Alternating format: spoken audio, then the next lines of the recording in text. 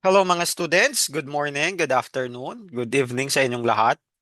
Let us continue the discussions of the review questions while also tackling some of the important topics in your inventory. So sa video lecture na ito, itutuloy po natin yung mga remaining questions doon sa material na binigay ko po sa inyo. And this will cover topics on purchase commitments and inventory estimation. Okay, so unahin na po natin yung purchase commitments. Para saan po ba ang purchase commitment? May mga pagkakataon, class, na we need to acquire inventories. We need to buy inventories in the future.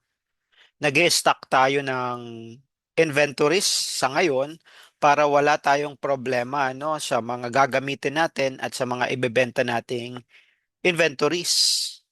Kaso, kung sakali man medyo fluctuating yung prices at pataas ng pataas yung presyo in a period of rapid changes in the price and the prices go up, baka maganda na mag-enter into a purchase commitment ang yung company ano with another supplier para ma-fix yung price ng inventory today even though the acquisition, yung actual na pagbili ay mangyayari pa lamang in the future. So, dito pumapasok itong topic or itong subtopic on purchase commitment. Okay, so ano ba ang purchase commitment? Okay?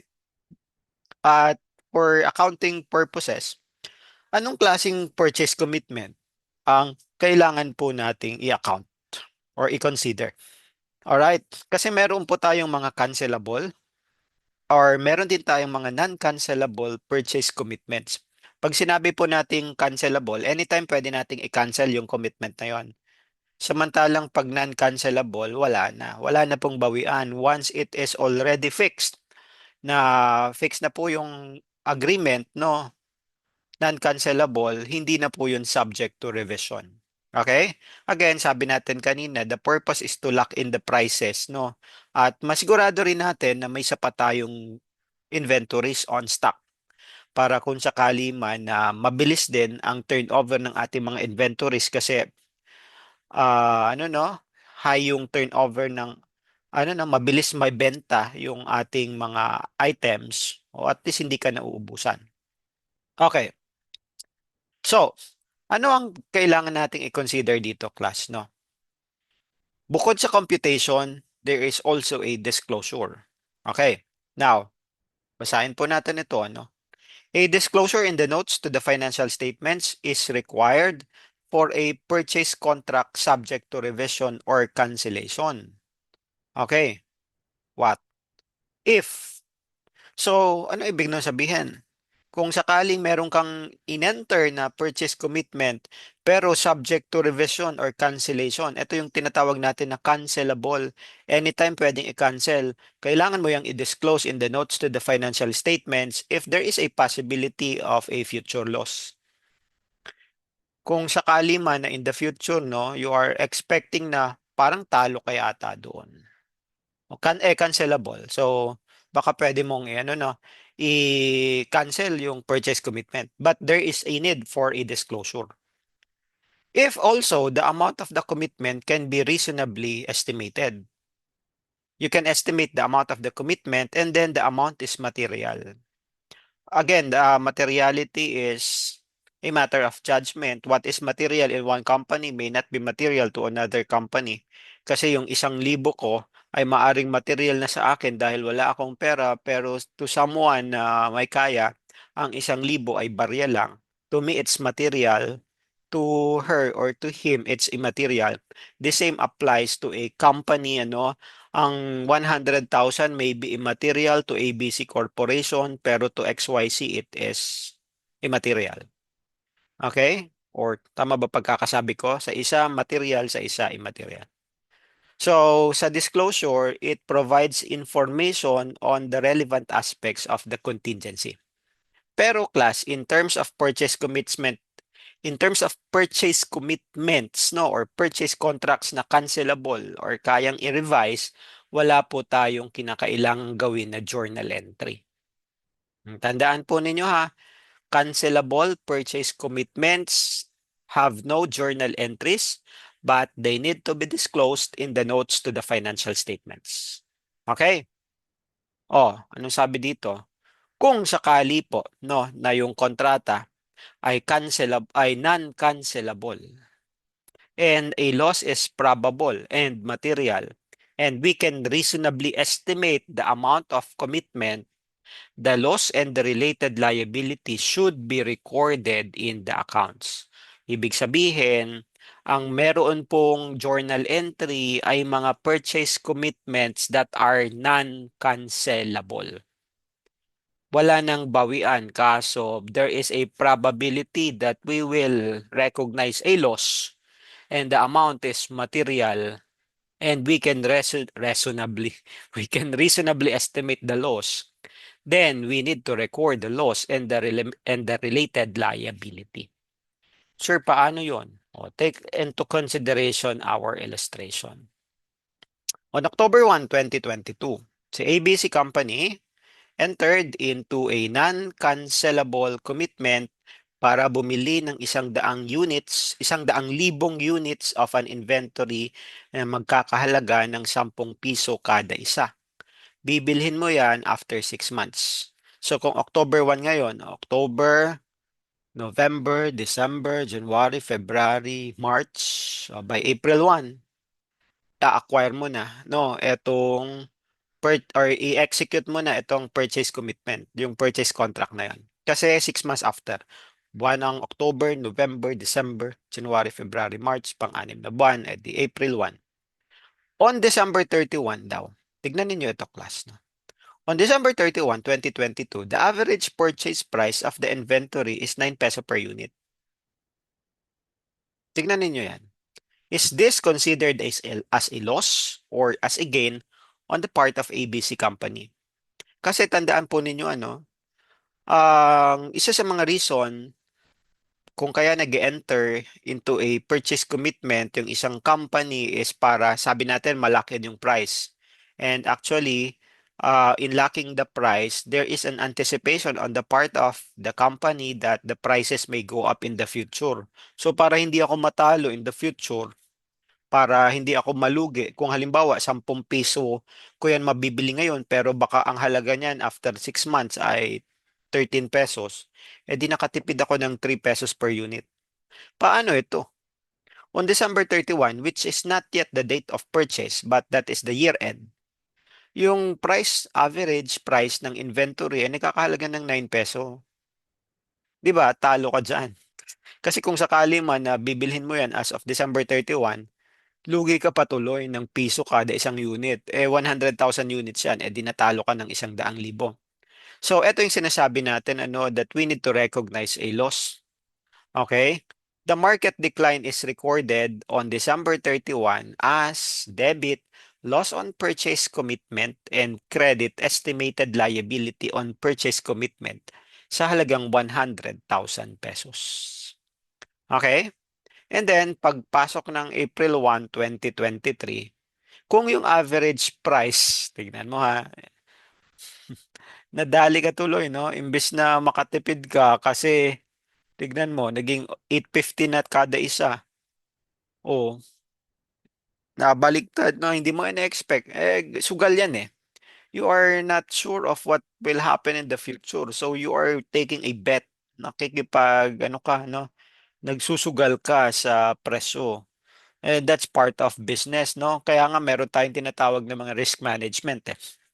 Kung 850 yan, further nag-decline pa ng 50 cents from the year end, no? O di we will anticipate another loss. Tama ba? Hindi lang anticipate, we will need to record another loss. O tignan po ninyo ito, tanggalin lang natin. Ayan. Ang additional loss on purchase commitment mo ay itong 850. 850.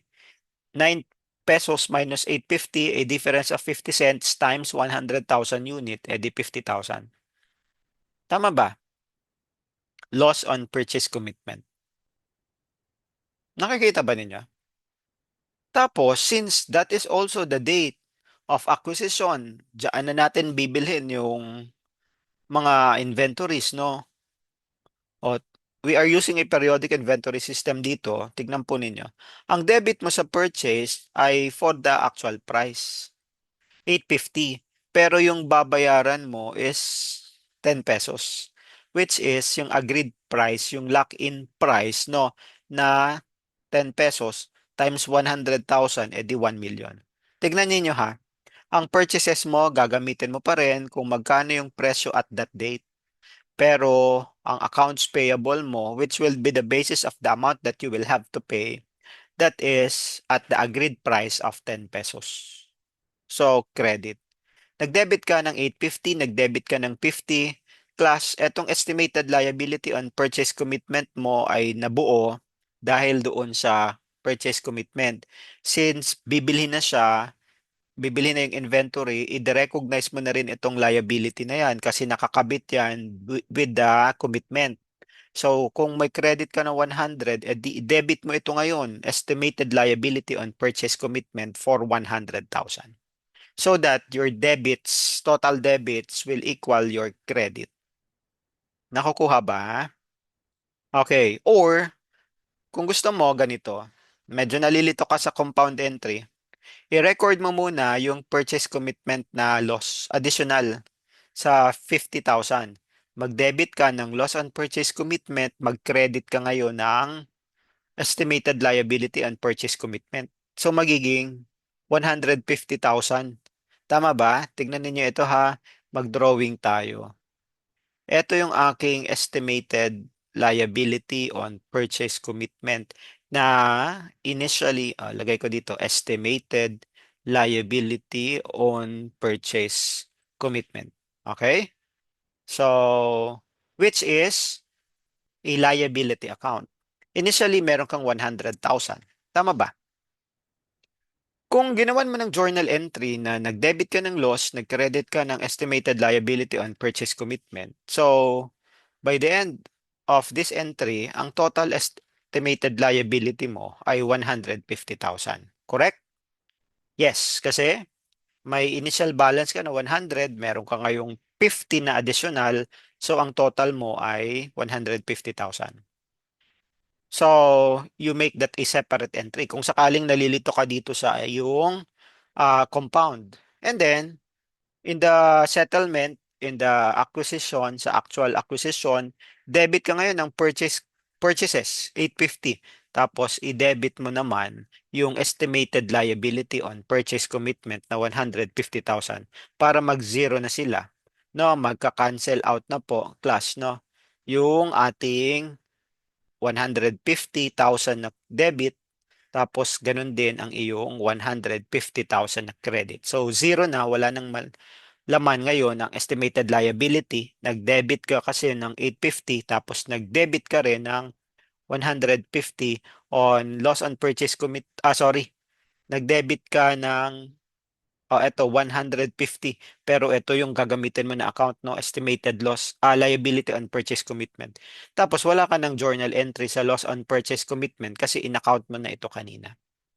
So 850 plus 150, ito yun ha. There you go. Okay? O, di 1 million pa rin. Pinaghiwalay mo yung compound entry. Okay? So I hope you are able to follow, no? Now, tignan niyo ito, class. Yung loss, ina-assign natin on the period kung kailan nangyari yung decline. Reported saan? In the statement of comprehensive income sa ilalim or doon sa loob ng operating expenses. Ito po, no, among the OPEX.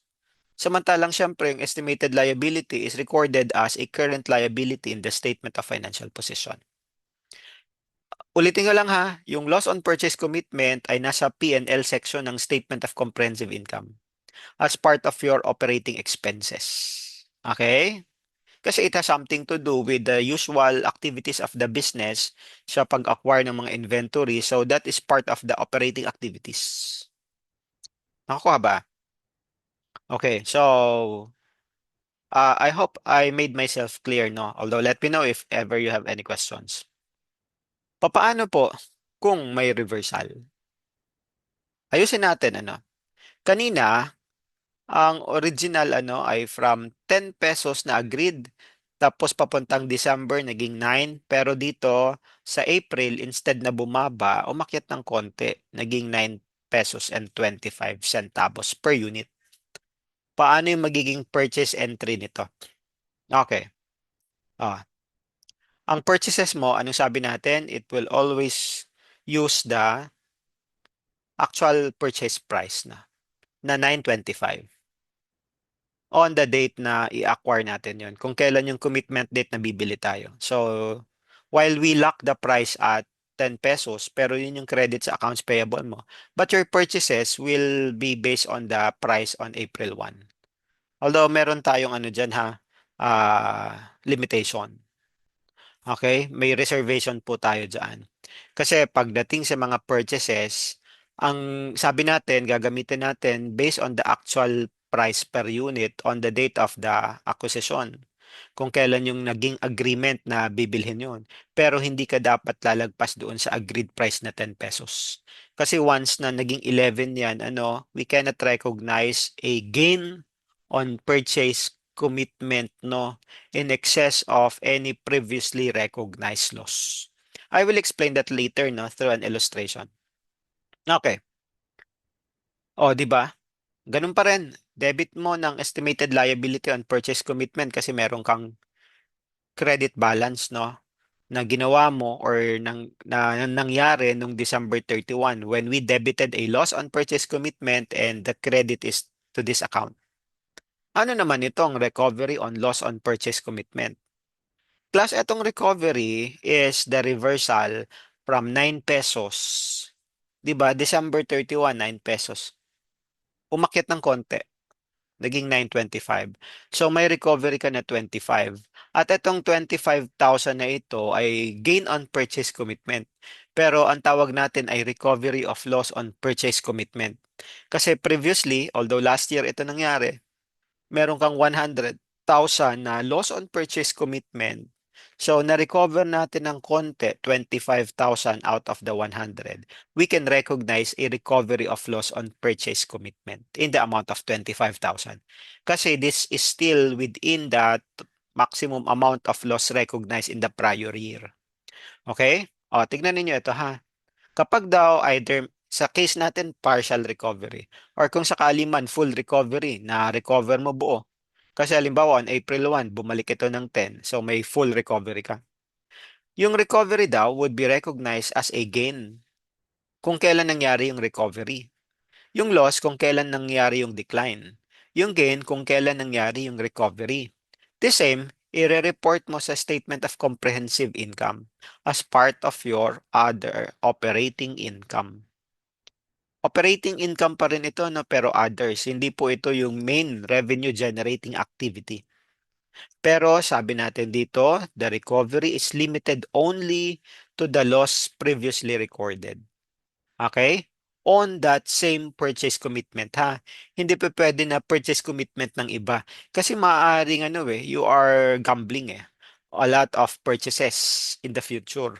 So kung meron kang 10 purchase commitments magkakaiba, dapat yung recovery is on that specific purchase commitment that you entered into. Hindi pwede yung purchase commitment sa iba.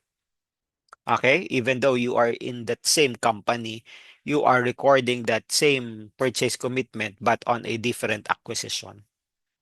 Okay? I hope I made myself clear here. All right? So, recovery is limited lamang po doon ano, sa loss previously recognized. So, just to elaborate on this, no, kung sakali man, instead na 925, biglang naging 1050 ito, yung unit price. Eh di syempre sa isip-isip mo, oy, buti na lang I entered into a purchase commitment kasi yung babayaran ko 10 piso. Should I recognize a recovery of loss on purchase commitment in the amount of 150 from 9 to 1050? The answer is no. You can only recover 100,000 from 9 to 10. Tapos etong tawag natin dito, 50 centavos, hindi mo yan i-recognize. Ang purchases mo will be based on 10 pesos ngayon. Hindi pwedeng 10.50. Yun yung limitation natin. Ano, yung purchases mo pwedeng ano no, based on the actual, kung yung actual ay mas mababa doon sa purchase commitment, pero kung sakaling tumaas yung presyo, hanggang limited ka lang hanggang diyan sa 10 pesos kasi hindi mo pwedeng sobrahan ang iyong recovery of loss on purchase commitment. Okay po. So, I hope clear tayo dyan. Tignan niyo ito yung isang question. During 2019, USTFU company signed a non-cancelable. Sabi natin, pag non-cancelable, we may need to recognize loss on purchase commitment kung bumaba no, yung presyo or natalo tayo. With Nueva Ecija Milling Company para bumili ng 1,000 sako ng bigas, 1,200 kada isang sako. So that will amount to 1.2 million. Tama ba? Kailan i-deliver? 2020. Walang specific date pero 2020 yan. At year end, ang presyo ay bumaba sa 1,150. Parang nalugi ka tuloy ngayon ng 50 pesos. That is considered as a loss on purchase commitment. Paano yung computation natin? Di syempre, 1,200 bawas mo sa 1,150. So, meron kang loss na 50 per sacks. Okay? 50 times ilang sako ng bigas ang bibilhin mo? 1,000. O, di magkano yon? Meron kang 50,000. Tama ba? Tignan natin yung journal entry. Am I correct? Ayan. So, that's correct. Okay? Loss on purchase commitment. Okay. Karugtong. Extension po nitong purchase commitment. Papaano po? On February 28, 2020, the purchase was made when the market price ay tumaas at 1,220 per sack of rice. Ang tanong dito, compute daw natin yung amount of recovery of loss. Anong sabi natin? From 1,2 naging 1,150, bumaba ng 50 kada isang sako, may 1,000 sako ka na binili. Yung recovery mo will only be limited up to 50,000. Okay? Yung point. Ito yung sinasabi ko kanina, no? Titignan po ninyo. Yung purchases, hindi po pwede na makabase sa 1,220. So that will be wrong, no? If we will use the 1,220. Ang sagad lang po natin na pwede mong gamitin ano sa purchases ay etong amount ng purchase commitment na 1,200. Kung lumagpas ka doon, 1,2 ang gamitin mo. Pag bumaba pa sa 1,2, gamitin mo yung actual. Okay? Para yung recovery mo will only be limited to 50,000. Alright? So, I hope clear na po tayo dito sa purchase commitments. Okay. Let me know ha kung sakaling may tanong because we will now be moving on to another topic on inventory estimations. Paano naman po itong inventory estimation? For inventory estimation, there are these are estimation nga. So we are not providing an accurate basis ng magkano yung ending inventory or kung ano man yung tinatanong such as magkano yung nawala. Bakit tayo nag-estimate? Kasi may mga pagkakataon kunwari na nasunog yung warehouse, hindi ka nakapagbilang kasi periodic inventory system ka. O sabi natin 'di ba, under a periodic inventory system, sa dulo tayo ng taon magbibilang, yun yung ending inventory mo tapos the difference between the total available for sale units. Siyempre yung peso value nun is the cost of sales. Take into consideration class etong ating question number 14 para mas maintindihan po ninyo ang tinutukoy natin.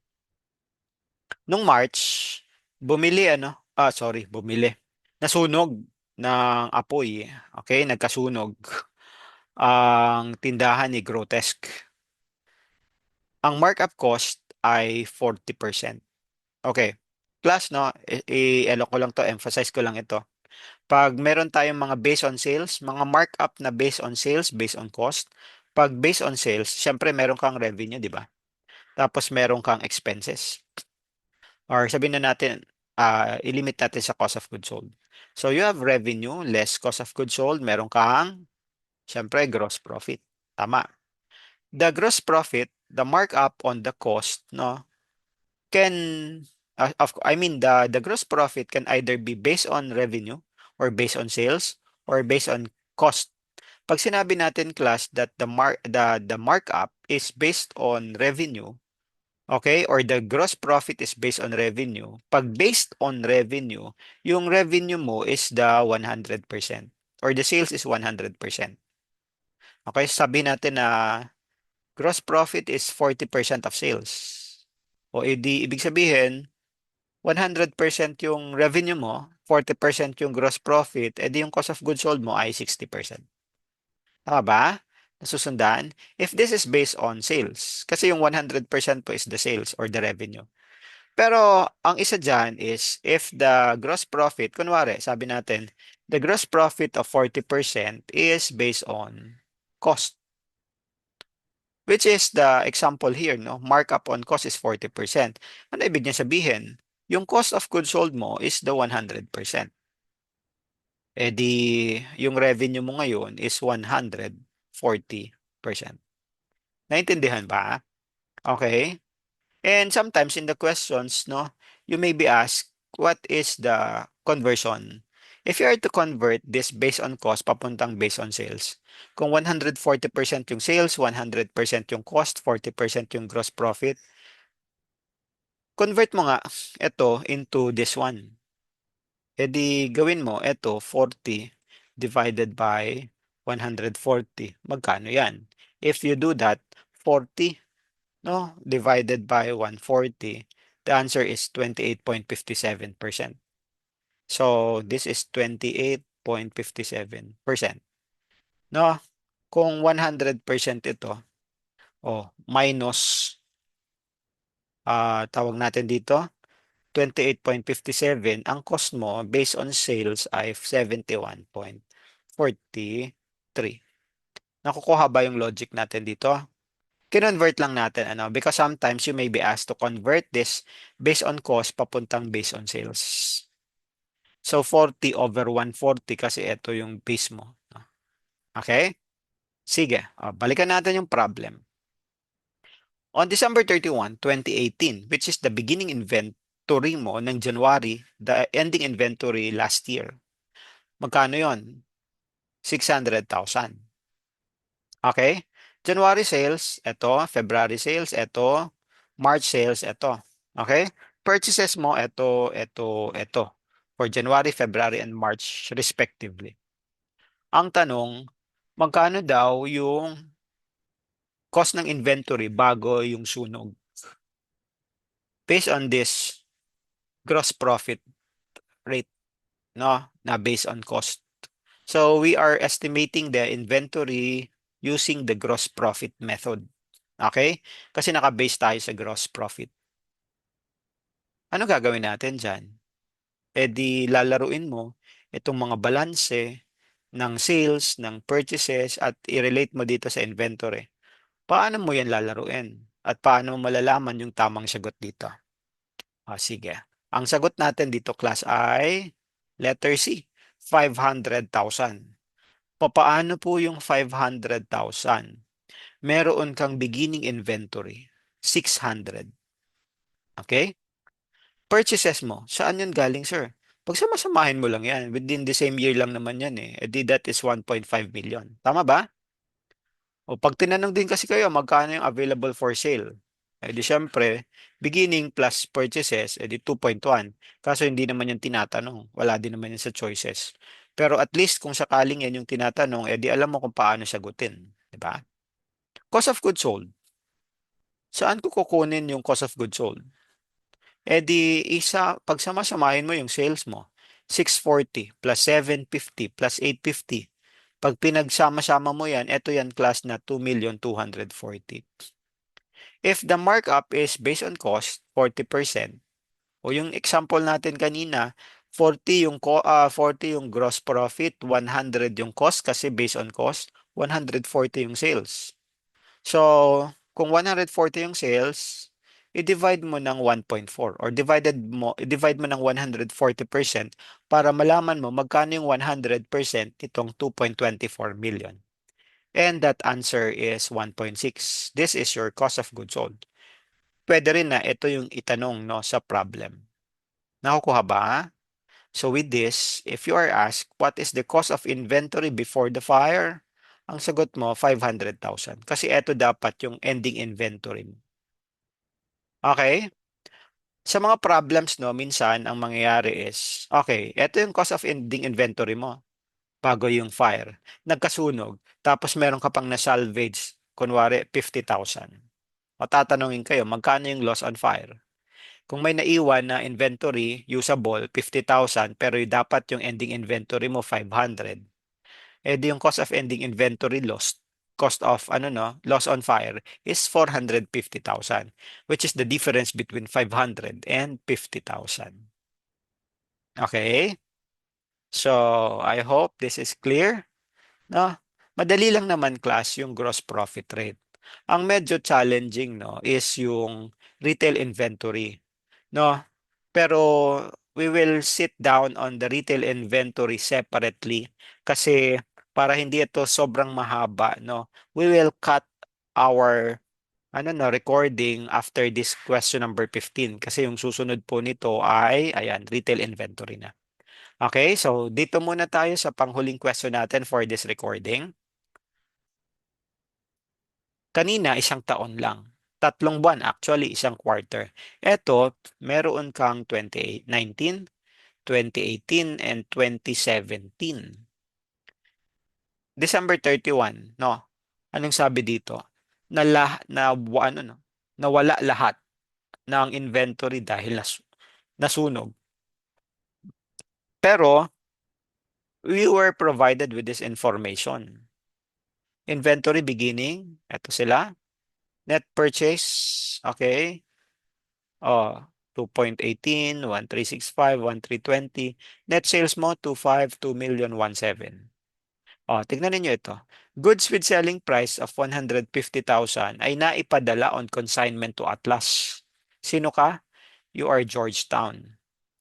Meron kang 150,000, no? Pero ito yung selling price ng out on consignment to another company which is Atlas. Siyempre, hindi yan kakasama sa sunog kasi wala naman yan sa warehouse. So, hindi yan damay. 'Di ba? Oh, as of December 31, these goods are unsold and still in the possession of Atlas Trading. So, meron kang inventory doon. Kaso magkano? Selling price ito. No? On December 28, 2019, meron kang goods costing 95,000 na binili ni Georgetown. Ang terms ay FOB shipping point. So as of December 31, nung nangyari yung sunog, ano yan? In transit pa rin yung inventory.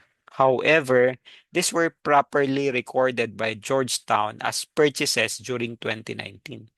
Nakasama na po siya dito sa 2.18 million kasi properly recorded even though it's still in transit. Pero syempre hindi yan kasama sa sunog. Ito medyo pangiliti ito, no? Kasi hindi po dito basta-basta magagamit natin yung gross profit, no, for one period. Kasi pagpapansinin mo yan, no, meron kang, magkano dito ang gross profit rate mo? Magkano dito yung gross profit rate? Magkano dito yung gross profit rate? Okay? Kung pinag-uusapan natin ay 2019. Oh, 520 plus net purchases. That is your available for sale. Okay? Tapos kung yung total nito which is 2.7, tama ba? 520 plus 2.18, that is 2.7 million. Okay, nabenta ko 2.5 pero yung 2.5 mo ay selling price. Magkano yung cost niyan? The cost of goods sold. And then what is the ending inventory? Okay. Kailangan ko malaman magkano yung aking gross profit rate based on sales or based on cost. Pero hindi naman available dito. So, anong gagawin mo? Kailangan mo malaman ngayon, revenue minus cost of goods sold. Kaso kailangan mo malaman nga yung cost of goods sold dito. Ano gagawin ko? Titignan ko yung 2018, titignan ko yung 2017. 2018 walang problema, no? Meron kang beginning, meron kang purchases, okay? Tapos what? And ito yung ending inventory mo, di ba? The difference is your cost of goods sold. Mawo-work mo siya. Eh kaso dito wala kang ano beginning inventory for 2020 kasi nga nasunog. Dito mako-compute mo din 425, 1320. Ending inventory mo 705, mako-compute mo magkano yung cost of goods sold nitong 1.7. Ang problema dyan, pag kinumpute mo yan, hindi sila magtutugma, hindi sila magkaparehas ng gross profit rate. Kung hindi magkatugma ang gross profit rate ng 2018 at saka 2017, anong susundin ko? At ano yung gagamitin ko for 2019? So, hindi pa pwede yung ginawa natin kanina, no? Ano gagawin natin, sir? O, ganito. I-total mo sila lahat. Tignan mabuti yung ating solusyon, ha? Ang total cost of goods sold mo ng 2017 and 2018 ay for 2017, 1,040,000, 1,550,000 ng 2018. Saan galing yang, sir? Okay? O, saan galing po ito? O, sige, tulungan ko kayo ha. 400, punta dito muna tayo. 425 plus 1,320. Magkano yan? 1,745. Bawas mo yung 705, 705. 1,040,000. Ito yon 2017. Dito naman tayo sa 2018. Saan galing itong 1.5 million? Kasi hindi visible dito sa ating solusyon. Meron kang 705. Ito to, 705. Meron kang 1,365. Ito. Okay? Bawas natin itong 520 nung 2019 na beginning. Kasi yan yung ending mo last year. Minus 520, makukuha natin itong 1.55 million. So therefore, ang total cost of goods sold, pagsamahin mo yan, that is 2.59 million or 2,590,000. Tama ba? Itong dalawa combined. Yung total sales mo ng 2017, 2018 ay di 3.7 million. 1.7, 2 million, 3.7 million. Since hindi available yung ending balance sa ano no, sa 2019 kasi nga nasunog, edi cut off mo to. Huwag mong gamitin yung 2019. Exclude mo siya sa computation ng average gross profit rate sa 2018 and 2017. So, on the basis of 2 years, 2017 and 2018, ito yung numerator mo, ito yung denominator mo. Eh, since cost of goods sold yung numerator, sales, no, yung denominator, ang makukuha natin dyan ay average cost rate. Ito yung cost of goods sold mo na rate, 70%. Ibig sabihin, 100% yung sales, 70% yung cost, 30% yung gross profit. Okay? And since meron ka ng 70% dito, pwede mo na siya gamitin para malaman magkano yung cost of goods sold mo ng 2019. Nakukuha ba? Tignan ninyo ha. Gamitin na natin ngayon itong 2019. Burahin lang muna natin yan. Okay. 2.5, 520. Beginning. Add mo yung 2,180,000. Okay? Total na goods available for sale, yung COGAS, 2.7 million. Okay? Bawas mo yung cost of goods sold.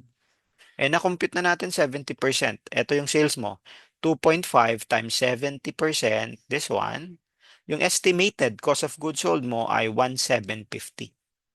Ibawas mo siya ngayon sa 2.7 million na goods available for sale. Di yung estimated cost of ending inventory mo ay 950,000. Pero ano yan? Ito yung actual. Okay? Ito yung physically. Okay? Nakukuha ba? Now, actual ba yan? Physically ba yan? Tignan natin. Sabi dito, no?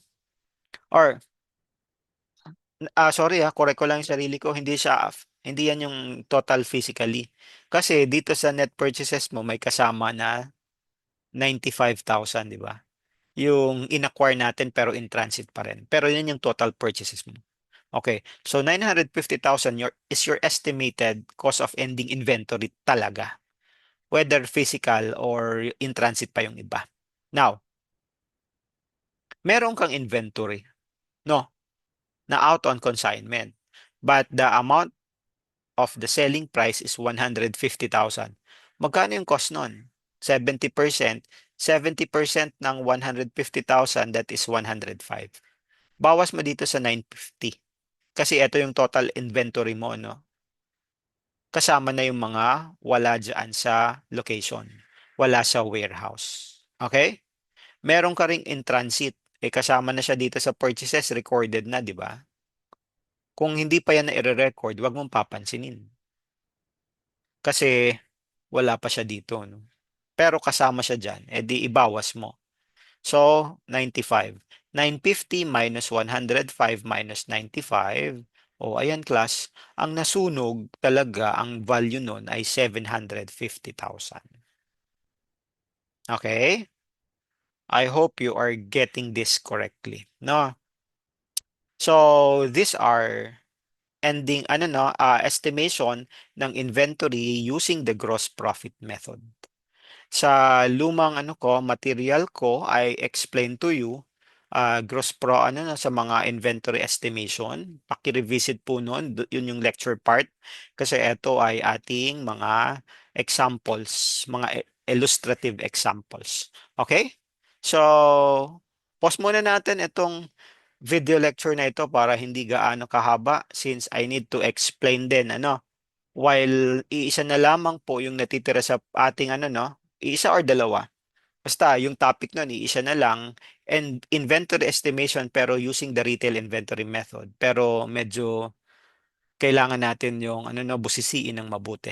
So with that, allow me to end my discussions at this point in time.